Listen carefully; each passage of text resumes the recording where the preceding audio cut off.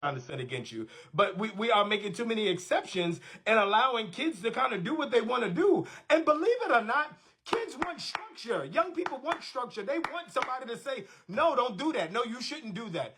I care enough to tell you not to do that. That whole mentality of kids are going to be kids. They're going to do what they want to do. And they just being this. No, they don't want that. They want somebody who cares enough to say, no, you're not going out. It's late. No, you're not hanging out with this group over there. No, you're not doing that. Why? Because I love you enough and I don't feel this right is right for you. They want that. They want that. I've had some kids reach out to me and say, listen, can you please check up on me daily? Who's doing that these days? Like, who's really asking? I ain't even asking nobody to check up on me daily. But they're saying, can you check up on me daily? Because I want to make sure that I'm doing what I'm supposed to be doing. They want to be held accountable. They want to do the right thing. But we keep leading them astray. We leading them the wrong way. And then they're watching what we're doing. We out there just doing what we want to do. So they're watching it and thinking that this is okay because my mom did it, my dad did it, my uncle so-and-so did it. This one is doing it. The pastor's doing it in the church. The bishop's doing it. The elders are doing it. So they think it's right. It's not right. It's not right. So we got to get ourselves together. We have got to get it together because there are people watching you. There are people watching, paying close attention. And come on. What are we doing? All right. I'm sorry. Let me calm down. I'm not sorry. That's a lie. I apologize for that. That's a lie.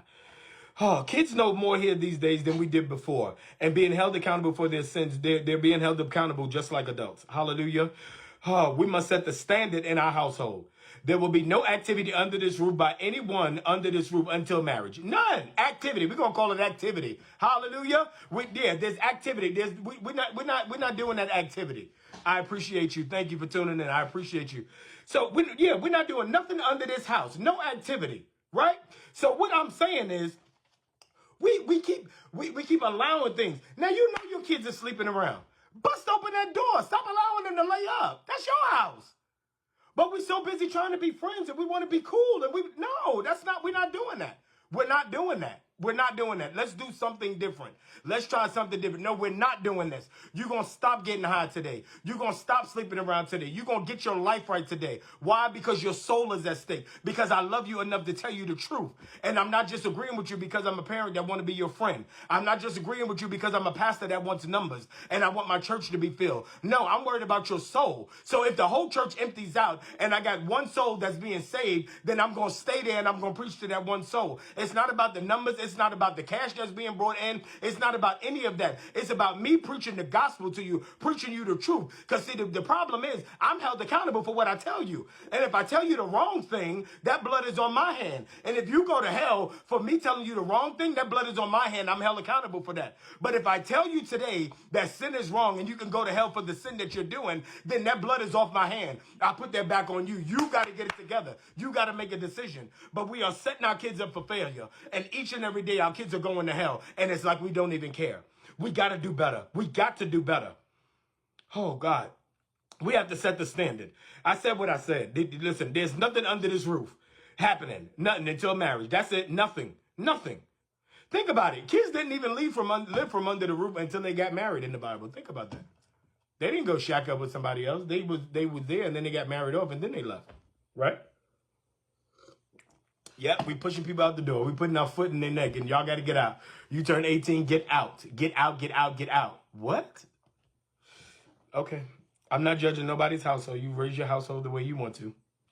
I know there will be someone who does it anyway. Probably. But if we accept that this will happen, then we're agreeing to it. We don't have to sin. Just because everyone else is lost, everyone is doing what they want to do, doesn't mean that we have to. It doesn't mean we have to. We don't have to do what everybody else is doing. It's time that we stop making these things normal, right? Who's going to lead? Who's going to be the difference? Who's going to conform to what, who's going to not conform to what society deems normal? This is not normal. Your children having sex is not normal. Fornication is not normal. Any sexual activity outside of marriage is not normal. Yet we are numb to it and pass it off as normal. Where's the anger about it? Where's the frustration about it? Why are we not mad about it? Why are we not getting in an uproar about it? Why are we just accepting things the way that it is? Somebody has to tell the truth. Somebody has to say, this is wrong. It's wrong. Just because I told you something is wrong don't mean I don't love you. No, I can correct you in love. What you're doing is wrong. That's it. But we think, oh, we're going to lose a friend, or we're going to lose this, and we're going to lose that because we're not agreeing to it or whatever. No, just because I didn't agree to it doesn't mean it's not wrong. No, what you're doing is wrong, and I don't agree to it. I don't agree to it. Ooh, Jesus.